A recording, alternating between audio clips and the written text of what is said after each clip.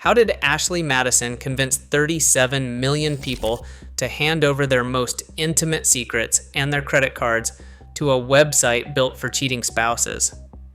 Because Ashley Madison did not just sell affairs. They manufactured them out of thin air. At its peak, the company was days away from a $1 billion initial public offering on the London Stock Exchange. They had 37 million registered accounts. They had a viral Super Bowl commercial. They had a chief executive officer who appeared on national television defending infidelity as a public service, while it turns out he was conducting multiple affairs of his own. Then a hacker group called Impact Team released 9.7 gigabytes of stolen data onto the dark web. So the whole machine collapsed in 72 hours. Millions of real names, real addresses, real credit card receipts, and 70,000 profiles that were never real at all. This is the story of how Ashley Madison bet $1 billion on fake women, lost everything, and left 37 million people holding the evidence. Dating platforms live or die on gender balance. Ashley Madison's core pitch, a discreet space for married people seeking affairs, structurally repelled women from joining authentically. By most internal estimates, active female users represented a fraction of the platform's female registered accounts. Picture a singles bar where 95% of the people in the room are men, all paying a cover charge, all waiting for women who were never coming. Meanwhile, Match Group's platforms, Tinder and Match.com, competed on real user density and algorithmic matching. Their moat was behavioral data from genuine engagement. Ashley Madison's moat was the appearance of it, but that was not even the real challenge. Revenue depended on men believing women were available, engaged, and interested. No authentic female engagement meant no men purchasing premium messaging credits. No credits meant no revenue. Avid Life Media had already tried incentivizing real female signups with free memberships. It did not work. Authentic supply could not meet manufactured demand. And then came the ultimatum. By mid-2015, Avid Life Media was on a countdown to a $1 billion London initial public offering. To justify that valuation, they needed to show explosive, defensible user engagement metrics, real or not. CEO Noel Biderman had publicly branded himself the king of infidelity, staking his personal identity on the site's dominance. At this point, most companies would have slowed growth and fixed the funnel. Instead, they built 70,000 robots and called them women. According to the FTC complaint filed December 14, 2016, Avid Life Media deployed more than 70,000 AI fembots, complete with names, photos, bios, and scripted personalities, including one named Sensuous Kitten. Those men then paid between $60 and $290 in premium messaging credits to reply. They were replying to software to a server in Toronto. Simultaneously, Biderman's team launched a $19 full delete feature in December 2012, promising users their account data, names, photos, messages, and payment history would be permanently erased. According to FTC documents, the company secretly retained that data in their databases, generating exactly $2,388,566 from U.S. consumers through December 2015.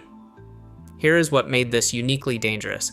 Everything depended on the fembots being undetectable and on the deletion promise being untestable.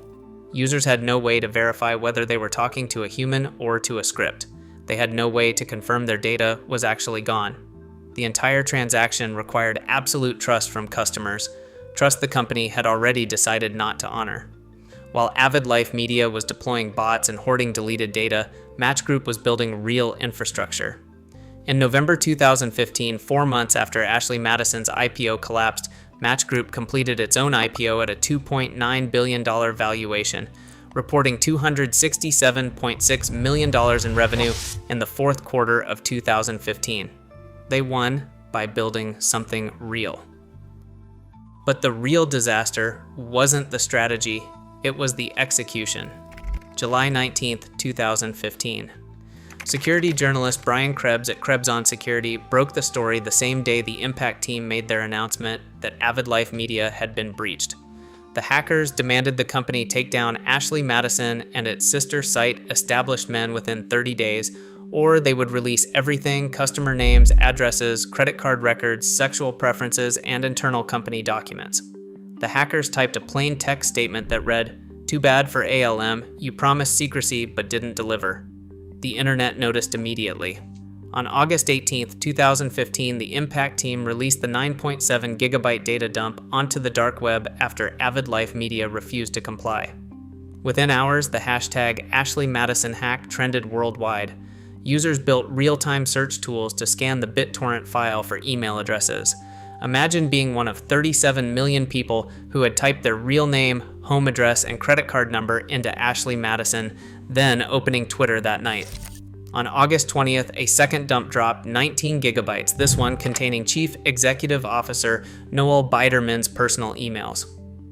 On August 24th, 2015, at a globally televised press conference at Toronto Police Headquarters, Acting Staff Superintendent Bryce Evans announced 2 unconfirmed suicides linked to the leak and offered a reward of 500,000 Canadian dollars for information leading to the hackers. He stated directly that those responsible were accountable for the most significant data breach in Canadian history. Here is what Avid Life Media missed. Their entire value proposition was discretion. But internally, they had retained deleted user data and built a $2.38 million revenue stream from the promise they were breaking. The product and the operation were in direct contradiction. The moment external pressure exposed that gap, the product ceased to exist, not just legally, but fundamentally. You cannot sell a vault while secretly leaving the door open. Match Group's platforms competed on features and matching outcomes, not secrets. They had no existential single point of failure. Ashley Madison's business model was the vulnerability. Before August 18, 2015, a $1 billion initial public offering was imminent. There were 37 million registered accounts and a chief executive officer defending his company on national television. After August 18, 2015, the initial public offering was dead. Customer data was permanently public. 2 suicides were reported. Thousands of users were actively being extorted by scammers demanding 1 Bitcoin, approximately $225 at the time, to stay silent. Avid Life Media called the hack an act of criminality and positioned itself as the victim. That defense collapsed the moment internal documents revealed the Fembot system, the full delete fraud, and Noel Biderman's own affair correspondence in the same data dump. The company had been deceiving customers, regulators, and investors simultaneously, but the numbers were just the beginning. On August 28, 2015, 8 days after his personal emails were made public, Noel Biderman resigned as Chief Executive Officer and from the Avid Life Media Board. The company cited the need for fresh leadership to navigate the crisis. Here is what the Chief Executive Officer's personal emails confirmed. Not only did he know, he was proof of his own market. The man who built a brand around infidelity had been conducting multiple extramarital affairs while appearing on national television to defend the morality of his business. 16 months later, the regulatory avalanche landed. On December 14, 2016, Federal Trade Commission Chairwoman Edith Ramirez announced a $1.66 million penalty settlement against Ruby Corporation, the rebranded parent company, explicitly naming 2 documented frauds: the fake full delete feature and 70,000 fake engager profiles used to deceive male users. State-level actions from the Vermont Attorney General and others followed simultaneously. Here is what the Federal Trade Commission documents revealed. Each deception at Ashley Madison was engineered to solve a short-term problem: not enough women, users wanting data deleted, investors needing engagement metrics, but each deception became load-bearing architecture. When the hack exposed one, every other deception became simultaneously exposed.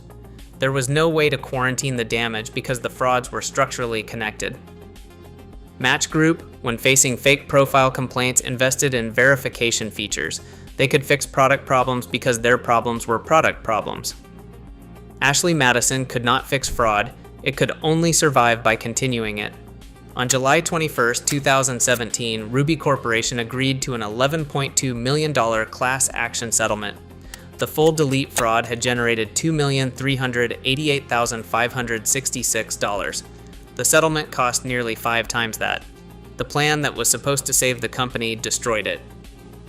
Here is what the Gizmodo investigation by Annalee Newitz published September 8, 2015 proved. The Fembots were not a glitch. They were a documented strategy embedded in internal engineering decisions and company code. Harmony, competing in the same era, built trust through matching outcomes, marriages, and relationships that users could verify. Their trust was earned through results, not promises. Tinder built real engagement through user experience mechanics and actual user density. Both survived external pressure because their products functioned without deception. Ashley Madison's fatal flaw was structural. Other hacks steal financial data. This hack stole the product itself. The Fembot revelation did not just expose fraud, it retroactively invalidated every connection every male user believed he had made on the platform. The harm was not just legal, it was psychological. Here is what Match Group understood that Ashley Madison did not. The product has to work. As FTC Chairwoman Ramirez stated in her December 2016 announcement, the company had failed to protect the account information of 36 million individuals while actively deceiving them. Every marketing dollar Ashley Madison spent reinforcing their promise of discretion made the eventual exposure more catastrophic. The bigger the brand, the bigger the crater when reality arrived. Ashley Madison sold the fantasy of human desire.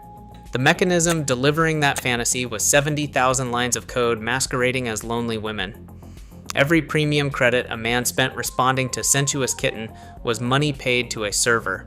The company industrialized deception, automated it, scaled it to 37 million accounts, and then pitched that scale to London investors as proof of a billion-dollar business. The product was fake, the privacy was fake, and the CEO, it turned out, could not even live by the values he sold.